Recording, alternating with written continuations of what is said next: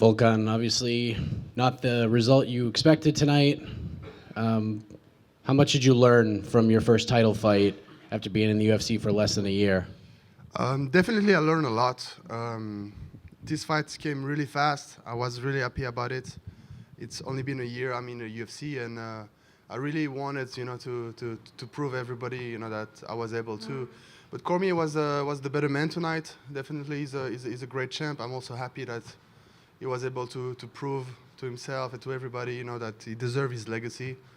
And I was just hoping I will be the man who can, take it from him. But definitely, he's a great fighter. He capitalized on his wrestling, and I wasn't able to stand. So I learned a lot. Definitely, my game improved a lot. I felt strong in some different position, but definitely now I know also what I can do to improve, and I will improve back on Tuesday in the gym.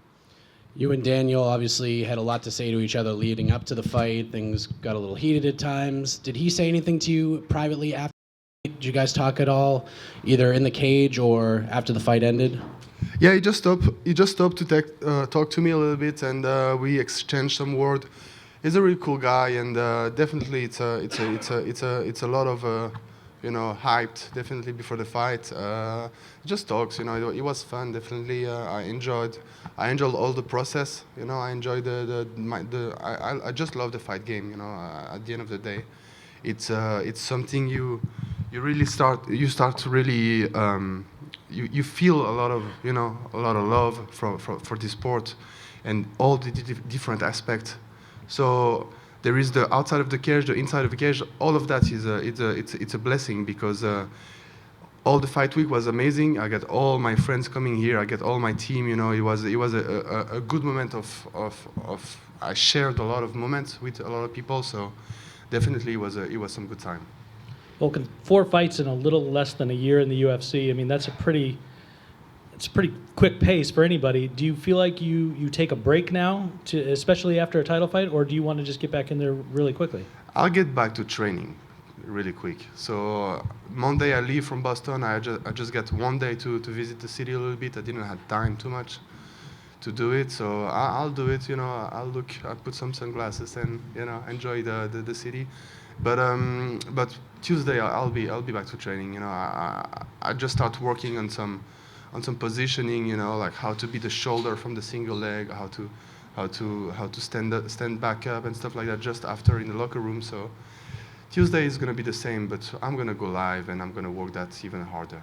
When I talked to DC earlier this week, I mentioned to him that your youth might be a big thing for the light heavyweight division, and even though he didn't plan on surrendering his belt to you tonight, he said that he thinks that you're one of the guys that's the future of this division. I wonder if you could maybe talk about the champ, giving you that level of an accolade even before the fight. I will be champion, that's for sure. I will be champion. It's just a matter of time. Definitely tonight wasn't my night. Cormier is definitely one of the best light heavyweights that ever existed. He's ranked in the pound-for-pound division, so it's already a great honor for me to fight this guy so early in my career. But my career, I have so many more years in front of me, and I really gonna make the best out of it. Hey, Volkan. On paper, I believe a lot of people would say that you have the better striking.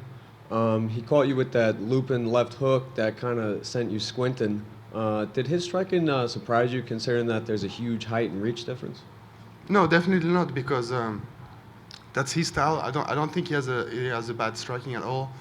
He has this dirty boxing style, and it's just sweet. His style, his sweet, his body type. He just box really good for his style of fighting. And definitely he's not gonna be the glory champion, facing kickboxer in a kickboxing ring. But in MMA, he's able to stand with anybody. He was a case in all his fight. He take people down, and at the end of the day, he's just go forward and punch them, and kick them. So I know he has a good boxing, but of course this is to capitalize on his wrestling. So I know he's also dangerous in a stand-up. is the number one assignment when you get back to Florida is to just throw in the wrestling shoes and just wrestle for weeks and weeks and weeks? It's going to definitely be a big part of my game, but I'm not going to forget my striking, my jiu-jitsu, and everything. I think MMA is such a big sport. There is so many styles you have to learn, but you have to focus on where you're heading, and I think don't over or underestimate one other department. Thank you. Hey, Volkan. Was there any point in the first round, it seemed like you landed a couple of shots, was there any point where you thought you had him? Yeah, definitely. I thought if I will continue the same pace and the same style I was going, it's the knockout will come definitely. So you know, I liked my first minutes in the octagon. I felt really good. I've wanted to throw some kicks also, but then I figured out, you know, it wasn't really in the game plan, so let's not do it. So yeah, you know, I felt good. You know, I haven't watched the fight yet, so I cannot really tell you how he was for real. But I definitely think I thought I was able to knock him out. And just curious, how close was that rear naked choke at the end of the first? I heard the clap, the 10-second left. So there is this movement. I've been training a lot with my coach, and I was like, fuck it, you know, let's do it, because I was worst case, you know, it's the run is over. So, and I knew it. If I will land that movement on him, I will just use it later in the round. Anyway, the round will stop, and I'm not gonna get in trouble. So. Basically, I did it. Didn't work. He's a better wrestler than me, definitely. So he got the choke, and I just let it go because I knew the round was about to stop. Volkan, you had some success in the very beginning of the fight, fending off his takedowns. He was trying to shoot under your punches immediately. You stopped, what, 4 or 5 of them. What changed between what allowed you to stop those takedowns in the beginning of the fight and then him having more success further into the round? I think I surprised also because I surprised myself because I know I have a good position in a close range like that. So I felt good. I felt really good. Upper body work, you know, like Greco and stuff. I work a lot on that. So definitely it was a good momentum for me. But then I got caught on the floor once and maybe a second time, and then I got stuck. So you know, I don't really know. But I surprised myself. I thought I realized that I really progressed in my wrestling.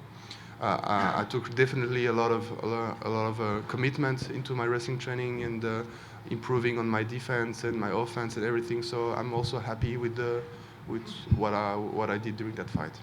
And when he got the cross sides, the mount at the end, and tied up your arms, we see so many fighters really get stuck in that position, and the punches are short, but there's nowhere to go. Can you talk about what it's like to be in that predicament where you can't find a way out, and these short punches are just kind of ticking away the fight? I mean, it's fighting, so you know, you gotta go, or you're gonna get, you know, knocked out. So basically, you just have to move. You have to, you know, get away from that position, you know. But then I got stuck, and I was able to keep going, you know. Definitely, you know, I mark really easily on my face. I get red super easily, but wasn't really rocked. But definitely, I will take a lot of damage, so the referee stopped the fight.